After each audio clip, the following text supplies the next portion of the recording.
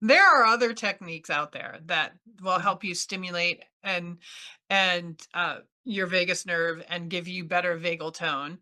We're not going to show them to you. We're going to walk you through some of them just so that you are aware that there are other things out there that you can do to help yourself, to help regulate your vagus nerve. And Susan, you have the first one. Yeah, so cold exposure is one of them, and again, be conscious about the impact that that has on you and what that means to you. But it's this one follows the same idea for me and for a shower experience. You take a little bit towards the end of your shower. It can be 5 seconds to start, where you turn the water cooler and just you let that cold flow over your system. It just gives this really kind of light shock to your system, and that does activate the vagal nerve. And try it once, but the idea is you want to end with that coldness, and maybe try it for 5 or 10 seconds, maybe work up to 30 seconds. And there's a lot of those cold ice activation activities that really are claiming the good support in your body when you do it. And I haven't done ever that the ice cold exposure, but this for me, I can feel it just again about 30 seconds, but I can feel that activation in my body from that coolness, and then you end with the coolness. So you can just do, but if you're not in the shower, just splashing cold water on your face can start that similar kind of a light shock to your system that can go move through the rest of your body. That would definitely give me pause to do at the end of my at the end of my shower. Takes practice to start, for sure. I guess it does take practice, just like the next one is gargling, and it doesn't matter kind of hot, warm water, cold water. You don't want to use hot, warm water, cold water. We want to vigorously gargle. We don't want to. We want to. Because what you're doing is you're activating all Mhm. of those muscles, and by activating the throat muscles, you're activating your vagus nerve. And start with 10 seconds. You can work your way up to 30 seconds if you can. Um, and we want to make a sound while we gargle because that also is activating your vocal cords. So it's activating all of this in here, and which will give you better vagal tone. And I think I have the next one, which is yoga. Yoga has been studied for a very long time. It will help bring you out of the flight, fight, or freeze response by gentle stretching. And there are different types of yoga. Just find the one that works best for you. I highly recommend finding a certified yoga instructor to help you go into a pose, maintain a pose, and come out of a pose without hurting yourself. And yoga is a gentle way of activating your vagal nerve and creating that high tone that Susan has talked about before.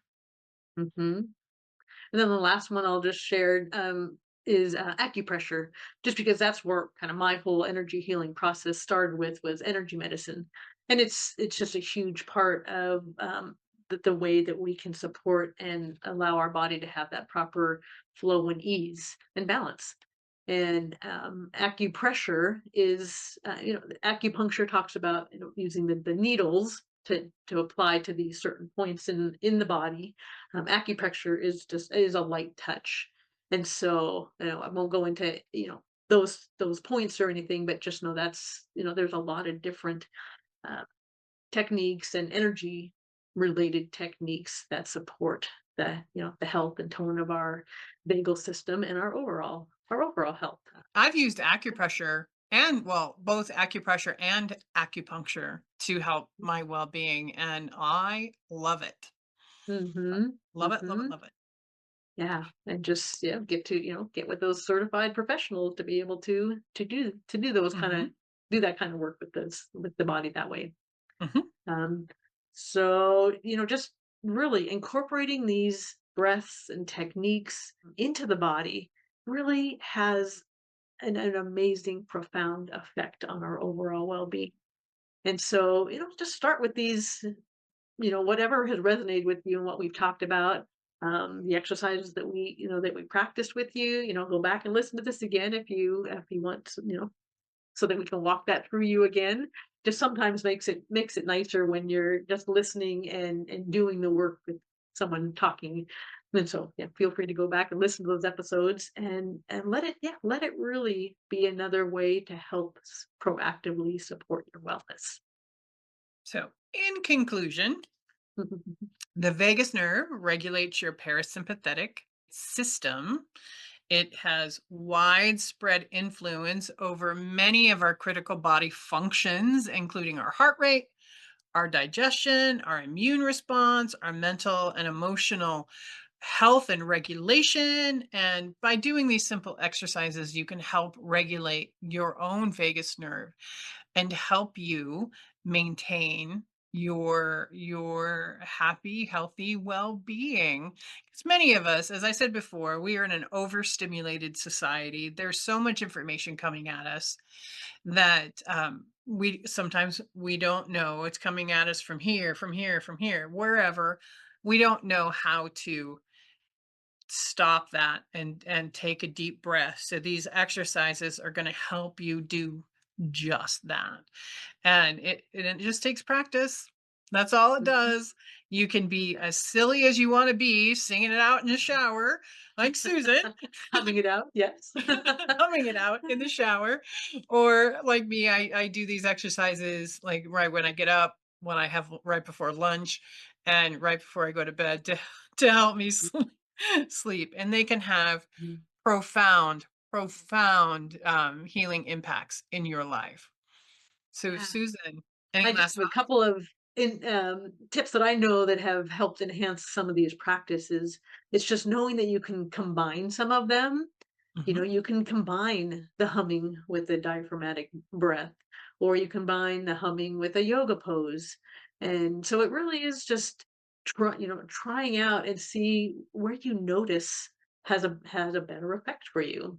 But truly, and you just mentioned it was the consistency part, adding it to your regular practice so that your body learns h- how that process feels in the body, and it kind of craves that process of Mhm. being Yep. in that balanced flowing state.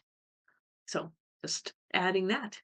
And I know this is again quite likely a new concept, at least in the wording. And so just allow yourself to experience through those exercises, because that's not a new thing of how to breathe, of how to hum. It's just allowing them, and again adding the intention that Jennifer did at the very beginning with the diaphragmatic breath. It's just adding in these pieces that really make the process and the practice more effective. So just try them out, notice what you notice, and just allow yourself to feel what's best. Just truly have fun with it. Yep. I love it.